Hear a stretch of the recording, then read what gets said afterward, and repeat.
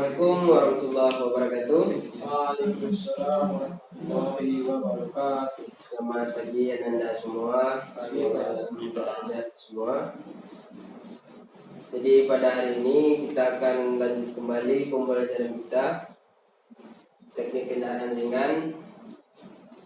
Sebelumnya saya ingin absen dulu kehadiran Anda semua. Ahmad Fauzil, Kedua, Rahmat Faiz, halo. Rizky Said, Kedua, Taufik Hidayat. kedua. Baik, Anda sudah absen. Sebelum kita mulai pembelajaran, langkah baiknya kita berdoa terlebih dahulu. Berdoa dimulai. Berdoa selesai. Baik, materi kita pada hari ini yaitu pemeliharaan dan pengecekan mesin bensin 4 langkah. Jadi sebelum kita masuk ke bengkel untuk melakukan praktikum, Anda semua baru kali ini untuk ke bengkelnya. Jadi sebelum kita masuk ke bengkel, alangkah baiknya kita kenali dulu peralatan-peralatan, standar-standar untuk tune up, dan harus mengerti dulu bagaimana cara memakai alat ukur. Jadi sebelum kita masuk ke praktikum pada kendaraan langsung, kita pelajari dulu terlebih dahulu bagaimana cara menggunakan peralatan untuk pemeliharaan dan pengecekan motor bensin 4 langkah. Jadi kita fokus ke kendaraan namanya kendaraan Toyota tipe yang 3K. Jadi Ananda sudah dapat job sheet masing-masing. Jadi sebelumnya Bapak ingin tahu dulu, apakah Ananda semua tahu apa itu tune up? Saya rasa Ananda belum ada yang tahu ya. Jadi tune up itu adalah suatu kondisi di mana mekanik melakukan perawatan pada kendaraan sehingga kendaraan dapat beroperasi atau kembali pada kondisi awal. Jadi tune up itu memang dilakukan pada saat kendaraan mengalami masalah. Berbeda dengan servis. Servis itu dilakukan berkala. Artinya apa? Setiap 1 atau 2 bulan sekali, ataupun setiap kilometer tertentu, maka harus dilakukan servis.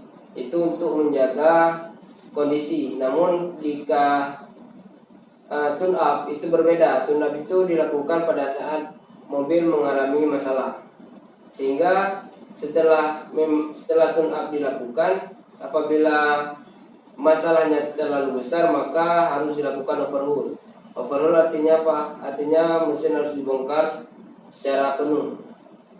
Jadi kalau pada mesin kendaraan Toyota, maka mesin harus dibongkar bahkan hingga sampai turun mesin. Jadi kita fokus ke tune up terlebih dahulu. Jadi di sini tujuan untuk melakukan tune up yang pertama, Ananda dapat menjelaskan prosedur tune up dengan benar. Kemudian Ananda dapat melakukan prosedur tune up dengan benar dan dapat melakukan perawatan kendaraan dengan benar. Jadi alat dan bahan yang diperlukan yang pertama adalah kendaraan Toyota.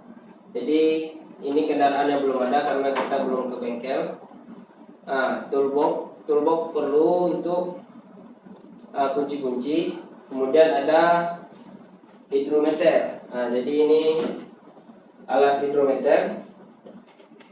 Jadi ini kita setiap melakukan praktek itu harus ada job sheet. Jadi Ananda wajib membawa job sheet pada saat pertemuan praktek. Jadi job sheet ini perlu sebagai pegangan Ananda untuk sebagai referensi. Kemudian ini hidrometer. Kemudian ada multitester. Jadi ini multitester.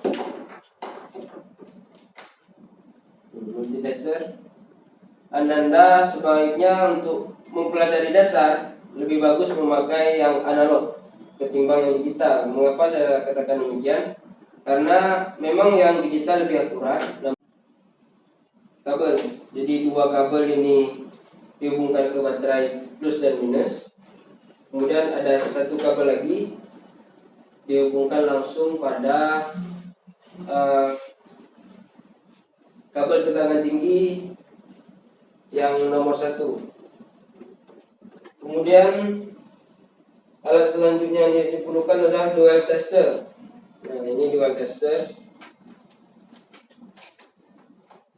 Dual tester di bengkel juga dibilang tacho. Jadi ini fungsinya untuk mengukur RPM pada mesin. Alat selanjutnya yang diperlukan untuk praktikum yaitu compression tester. Nah, ini compression testernya di dalam toolbox ini. Kemudian ada buku manual. Jadi buku manual memang perlu Ananda siapkan setiap melakukan praktikum. Hal ini bertujuan agar Ananda punya nilai-nilai standar daripada suatu kondisi daripada engine tersebut. Jadi nilai standar itu menjadi acuan kepada Ananda untuk dapat melakukan pengukuran, sehingga Ananda tahu apakah mesin ini layak untuk digunakan ataupun harus diperbaiki ataupun harus diganti. Nah, jadi di dalam kita melakukan tune up itu ada langkah-langkah yang harus kita lakukan, yaitu untuk tune up kendaraan Toyota Kijang 5K ini. Jadi kita perlu menghemat waktu. Artinya apa? Kita bisa melakukan tune up dalam waktu 2 jam saja dengan melakukan urutan yang benar. Dengan melakukan urutan benar, maka hanya dalam waktu 2 jam kita bisa menyelesaikan tune up satu mobil. Itu pekerjaan saat mesin dingin, kemudian kita lanjutkan pekerjaan saat mesin hidup, dan kemudian kita lakukan pekerjaan saat mesin sudah panas namun dalam kondisi mati. Jadi kita tidak perlu mengulang-ulang menghidupkan mobil kemudian mematikan lagi, menghidupkan lagi, mematikan lagi. Jadi sehingga efisiensi waktu dapat Anda dapatkan. Jadi sebelumnya tolong dicatat untuk pekerjaan saat mesin dingin, yaitu ada pemeriksaan sistem pelumas, sistem pendingin, tali kipas, filter bensin, filter udara, dan sistem pengapian. Kemudian pekerjaan saat mesin hidup meliputi pemeriksaan dual angle, putaran idle saat pengapian, dan pekerjaan setelah mesin dipanaskan. Itu kita bisa mengukur celah katup, kerja karburator, setel putaran idle, kompresi, dan untuk terakhir itu tes jalan. Nah, baik. Jadi perlu Bapak tekankan untuk keselamatan kerja.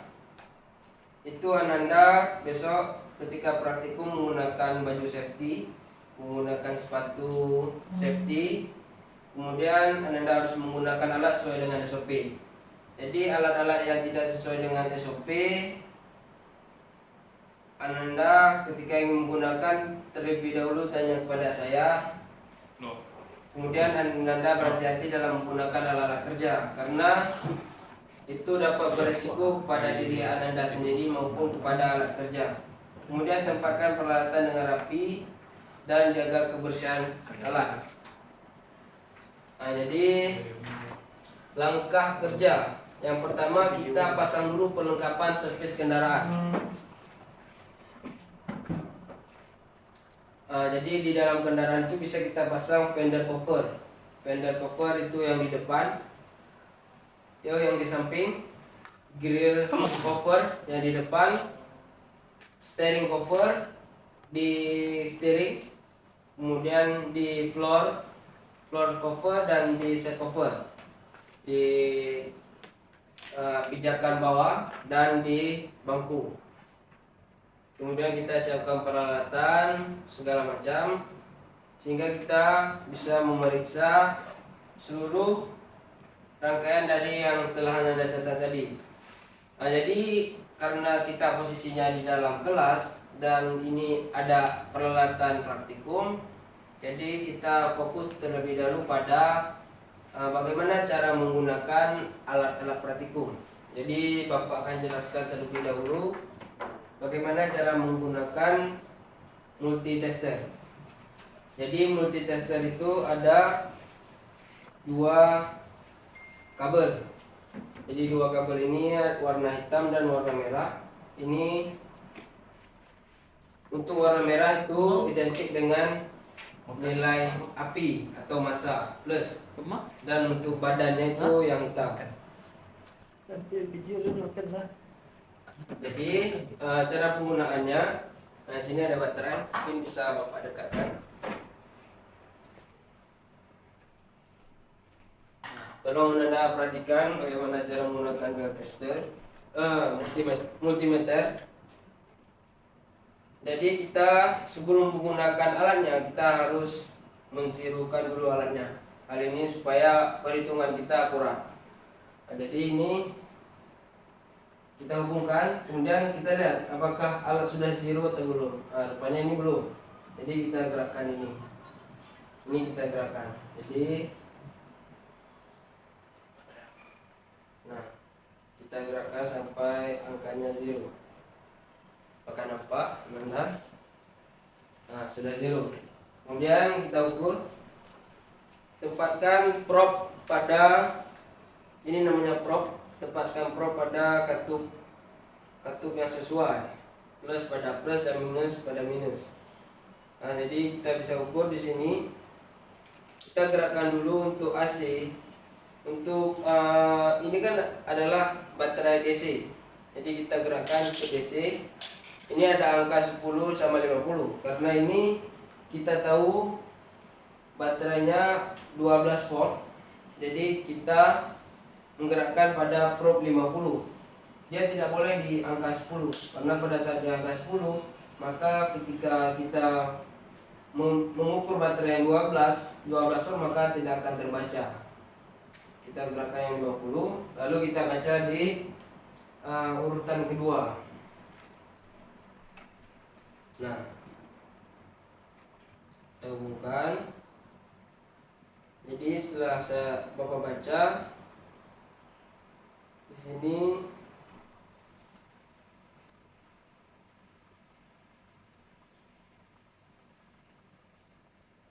terlihat bahwa baterai dalam keadaan bagus, yaitu 13,4 volt. Jadi baterai ini dalam keadaan bagus. Kita juga bisa mengecek baterai daripada siklas di sini. Jadi di sini kita bisa lihat warna dari kondisi. Untuk kondisi sekarang, kondisi aki bagus. Apabila terdapat kehijauan dan lalu ada titik merah, nah itu artinya keadaan aki dalam keadaan bagus. Nah, jadi ini juga bisa menjadi satu patokan kepada kita untuk mengetahui kondisi dari aki kendaraan. Kemudian karena kita sudah mengeluarkan aki, sini Bapak akan contohkan bagaimana cara kita menggunakan hidrometer. Jadi hidrometer ini tujuannya untuk membaca apakah kondisi dari air aki dalam keadaan bagus atau tidak. Nah, jadi ada massa jenis. Apabila di sini di dalam ini ada seperti pelampung, jadi ada bacaan, ada angka-angka yang merah, putih, dan hijau. Keadaan pada saat dia berada pada angka hijau berarti dia bagus. Kemudian ada di angka putih, artinya itu kurang setrum. Kemudian pada daerah yang merah ini berarti dia harus dites ulang atau diganti daripada massa jenis airnya. Jadi kita buka terlebih dahulu. Nah, karena ini kita di ruang yang kita contohkan pada satu isi saja.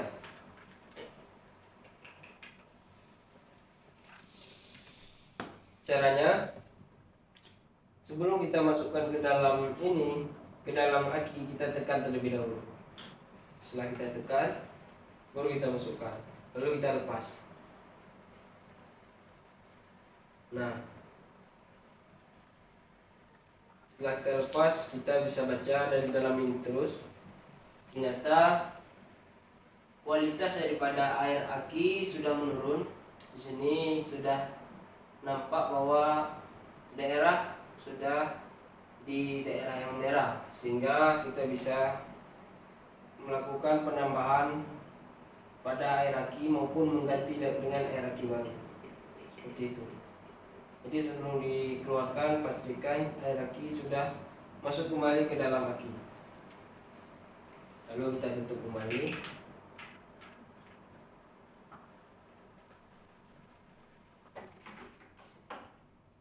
Baik, untuk prosedur pengecekan aki seperti itu.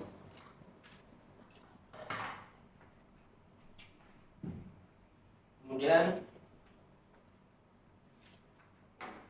di dalam tune up kita juga harus melakukan pemeriksaan terhadap busi. Nah, jadi ini kebetulan Bapak bawa contoh busi yang baru. Jadi kita lihat untuk standar busi untuk kijang 5K ini adalah 0,9 sampai 1 mm. Nah, jadi kita pakai filler gauge. Kita lihat, kita cari terlebih dahulu yang 0,90. Nah, ternyata ini pas pada angka 0,90. Jadi kondisi dari busi memang harus diperhatikan. Pada saat kondisi busi kotor, itu mekanik harus membersihkannya terlebih dahulu.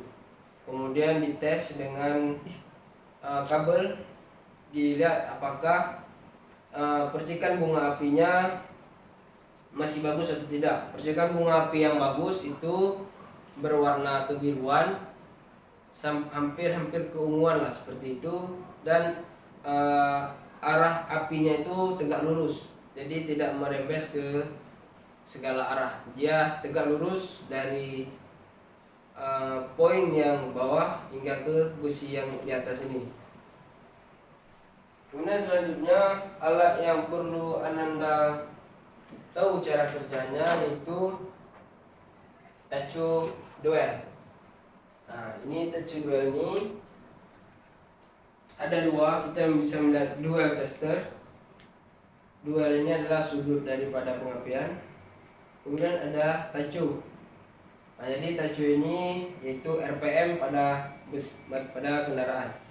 Jadi cara mengeceknya, ini yang merah kita hubungkan pada baut pada distributor. Biasanya baut itu berada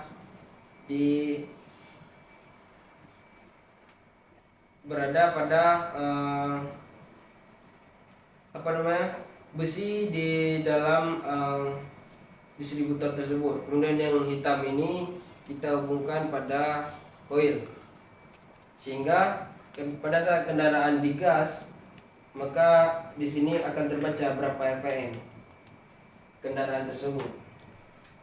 Nah, alat selanjutnya itu ada timing lag.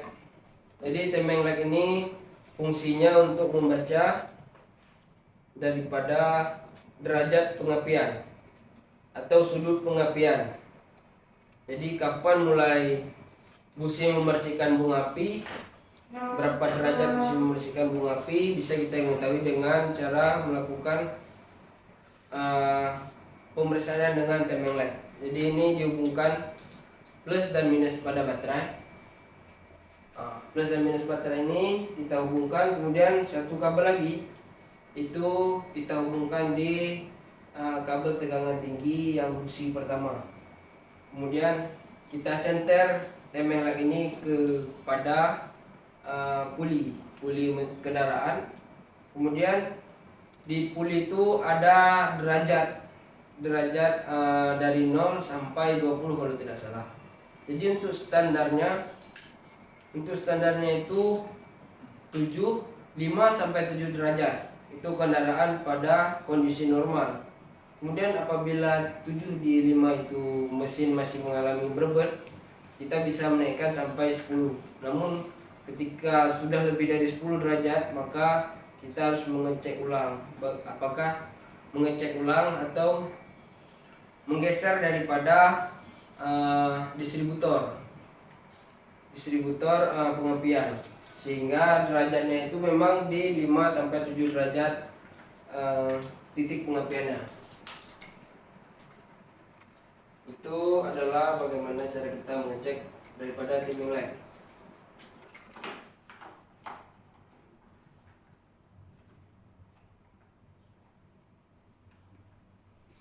Kemudian untuk menambah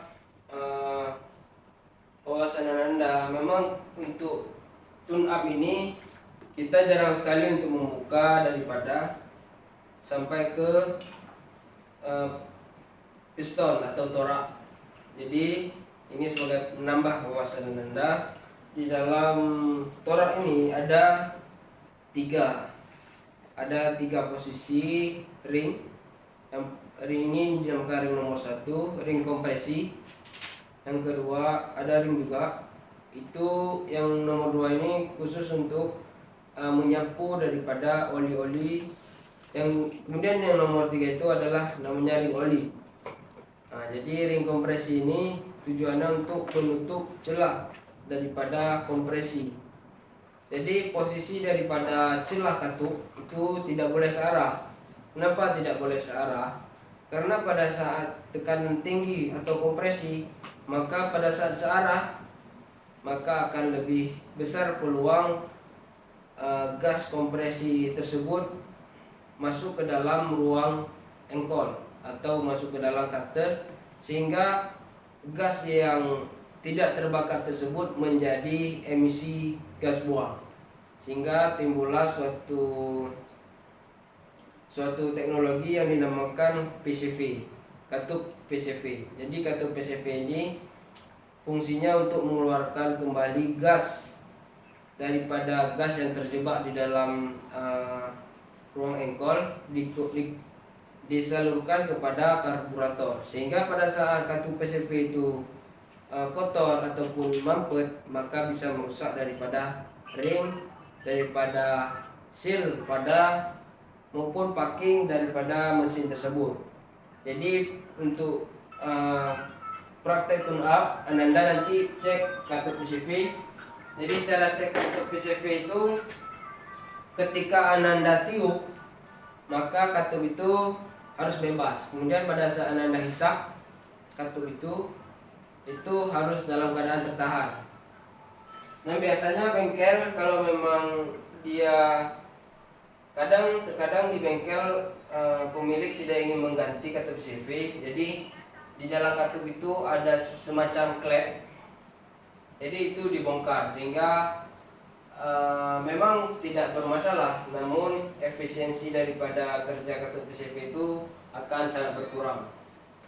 Jadi di sini Anda bisa lihat kondisi daripada head.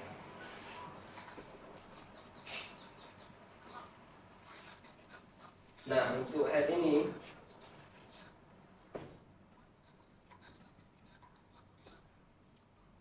Anda bisa melihat kondisinya bahwa kondisi memang dalam keadaan tidak baik.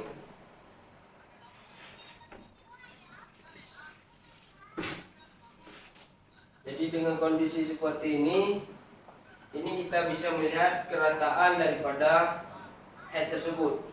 Jadi alat yang digunakan itu adalah besi yang memang dibuat khusus untuk membaca daripada kebengkokan head tersebut. Ataupun Anda bisa menggunakan kaca. Jadi Anda menaruh kaca di sini. Kemudian kita memakai filler gauge.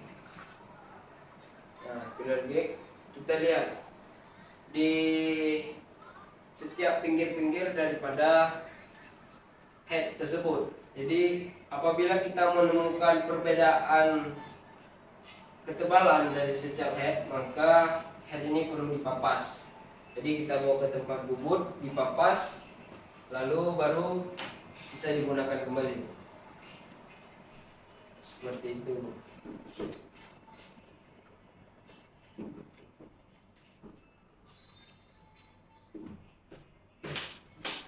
Nah, kemudian Ananda bisa melakukan penyetelan katup. Jadi penyetelan katup itu masih menggunakan filler gate. Jadi cara Ananda menyetel katup itu mungkin ini sebagai gambaran awal saja. Jadi Ananda belum bisa, memang alat kita di dalam kelas ini sangat terbatas. Jadi ini sebagai gambaran kepada Ananda semua, supaya nanti pas di bengkel tidak lagi bingung gitu. Jadi nanti apabila ada pertanyaan bisa kita diskusikan kembali. Jadi tolong diperhatikan. Jadi untuk menyetel klep itu kita biasanya untuk mobil menggunakan 4 buah silinder. Jadi 4 buah silinder itu ada saatnya mesin dalam keadaan kompresi dan ada saatnya dalam keadaan hisap, kompresi, hisap, usaha dan buang.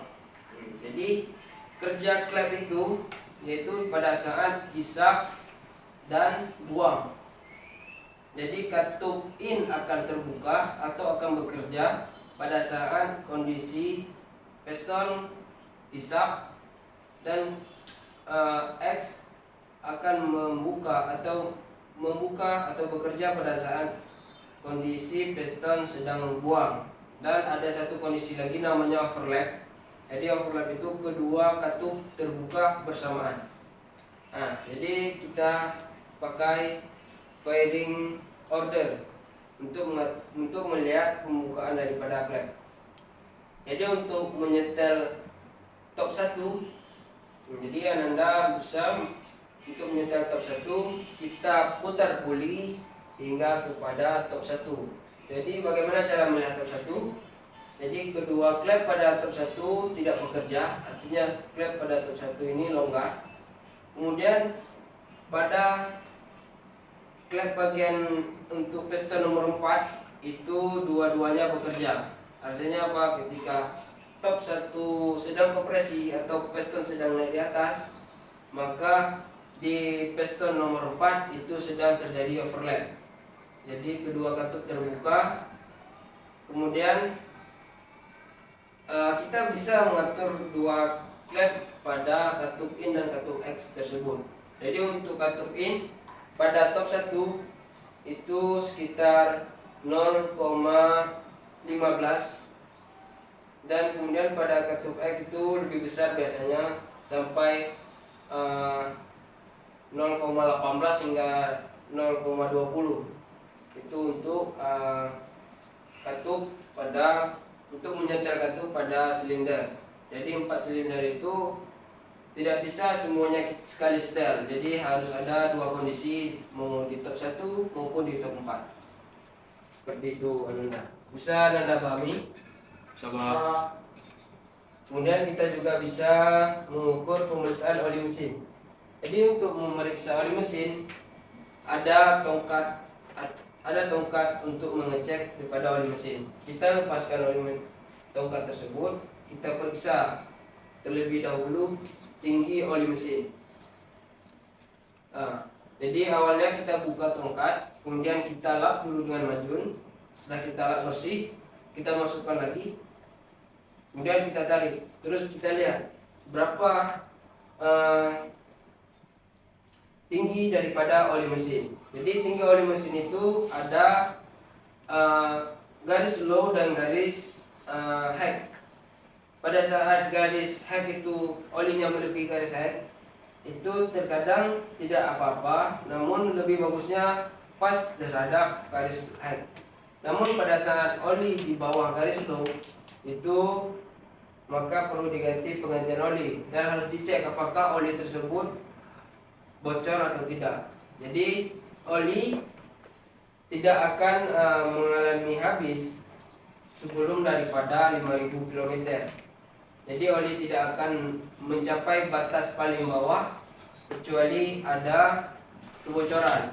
Dan satu lagi faktor yang terjadi, oli tidak pernah diganti. Jadi selama 10.000 atau 20.000 kilometer oli tidak pernah diganti, itu wajar oli berada di bawah garis low. Namun pada saat pemilik mobil selalu menservis atau mengganti oli secara berkala, kemudian ditemukan oli berada di bawah garis low, maka harus dicek apakah oli mengalami kebocoran atau tidak. Biasanya akibat dari kebocoran oli yaitu adalah overheat.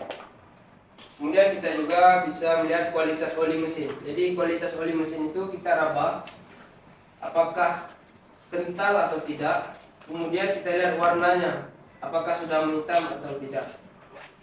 Nah, jadi itulah bagaimana cara kita untuk melihat atau melakukan langkah-langkah terhadap tune up pada kendaraan.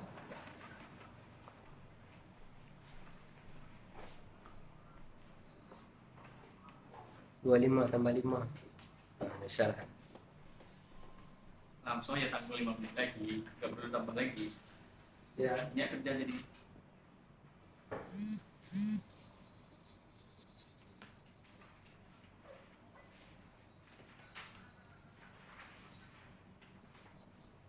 Kemudian Ananda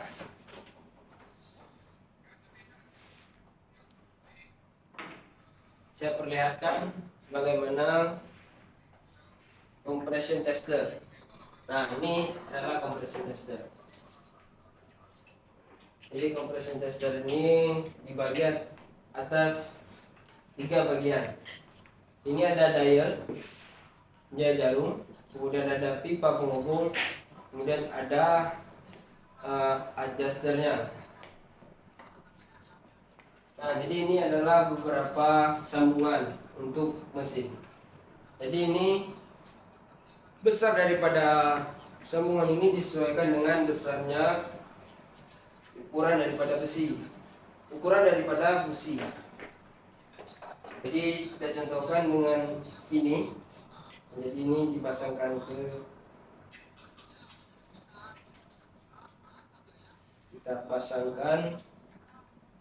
compression tester, kemudian kita lepas busi, lalu kita pasangkan di sini.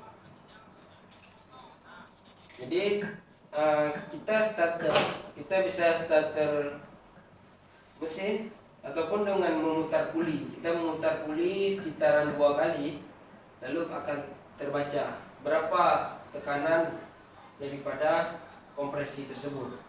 Jadi untuk standarnya tekanan itu berada pada 10 sampai 11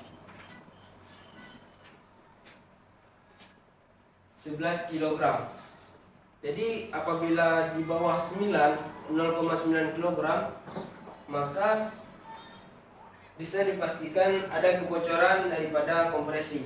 Jadi kebocoran bisa terjadi dari beberapa hal. Yang pertama, kebocoran bisa disebabkan oleh kebocoran ring atau keausan pada ring piston. Kemudian kebocoran yang kedua yaitu kebocoran pada packing seal antara head dan block. Kemudian yang ketiga, ada kebocoran daripada busi. Jadi drat pada busi sudah longgar ataupun ada kerusakan daripada drat pada celah busi. Jadi seperti itulah logika-logika yang harus Anda pahami, sehingga untuk melakukan pekerjaan tune up ini Anda lebih bisa memahami kondisi daripada mesin, bagaimana kondisi standar maupun daripada kondisi yang memang Anda harus melakukan perbaikan atau tune up pada kendaraan. Lalu kemudian untuk langkah selanjutnya itu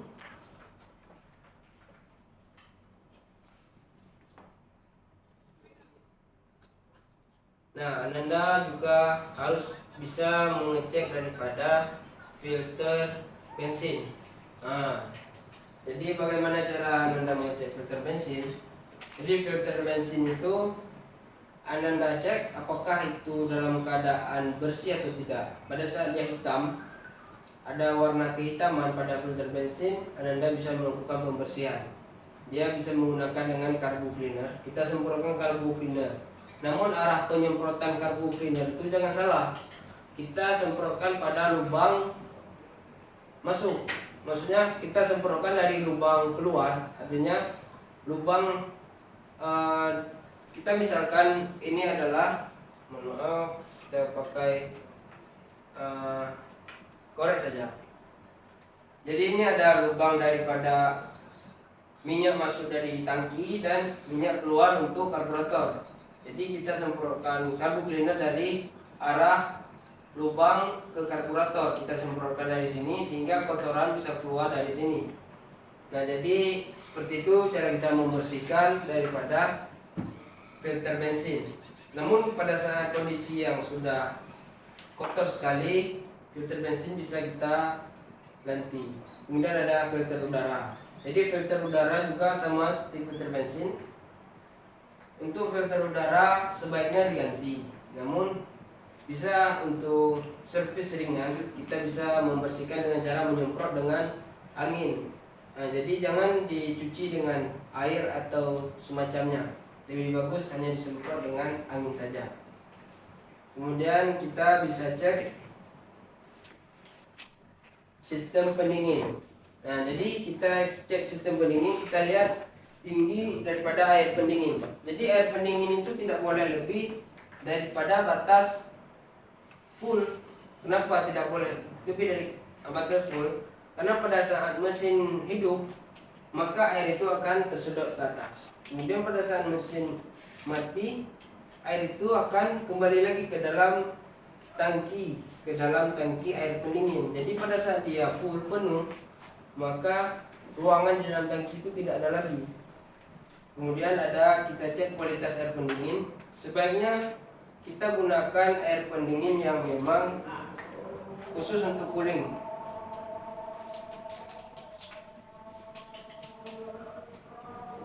Nah, jadi ini sedang azan, kita tunggu azan terlebih dahulu. Istirahat Pak. Ya, tunggu azan dulu sebentar, nanti kita lanjut lagi.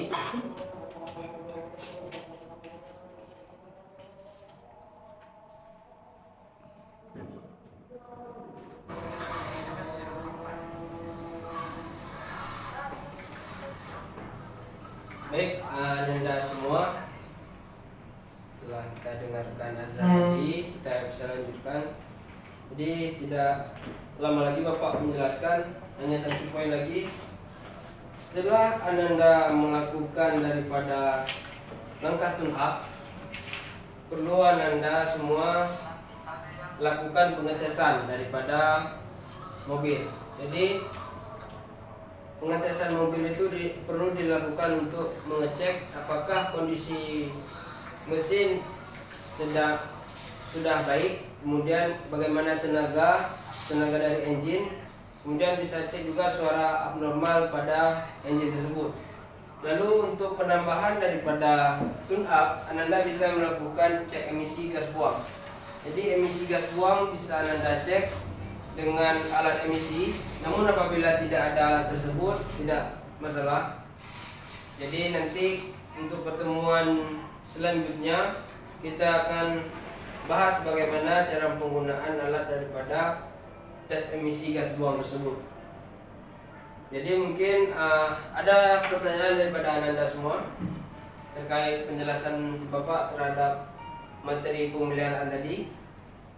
Coba. Sudah Pak. Nah, mungkin Anda sudah paham dan Bapak juga lihat banyak yang termenung mungkin akibat dari peralatan ya kita yang kurang gitu. Jadi memang praktek ini butuh untuk dilakukan di ruangan yang real, yang nyata. Jadi kita besok memang akan menggunakan engine langsung, kita akan melakukan pembongkaran langsung sehingga Anda dapat memahami bagaimana teknik kerja, bagaimana prosedur daripada melakukan tune up. Jadi untuk materi hari ini Bapak cukupkan. Jadi tolong Ananda ulang-ulang di rumah. Ananda baca daripada job sheet yang sudah Bapak berikan. Semoga Ananda bisa melakukan praktek dengan benar besok di pertemuan selanjutnya. Nanti apabila ada pertanyaan, tolong dicatat di rumah. Minggu depan akan kita bahas sebelum melakukan praktikum. Karena Bapak ingin keselamatan kerja kita terjamin, keselamatan daripada benda kerja juga terjamin, sehingga kita bisa melakukannya dengan seprofesional mungkin. Jadi itu yang Bapak harapkan daripada Ananda semua. Semakin giat untuk belajar di rumah. Mengingat waktu juga sudah azan siang, kita istirahat terlebih dahulu. Jadi terima kasih kepada Ananda semua. Bapak akhiri pembelajaran hari ini dengan mengucapkan alhamdulillah, alhamdulillahirobbilalamin. Bapak akhiri, wassalamualaikum warahmatullahi wabarakatuh. Waalaikumsalam warahmatullahi wabarakatuh.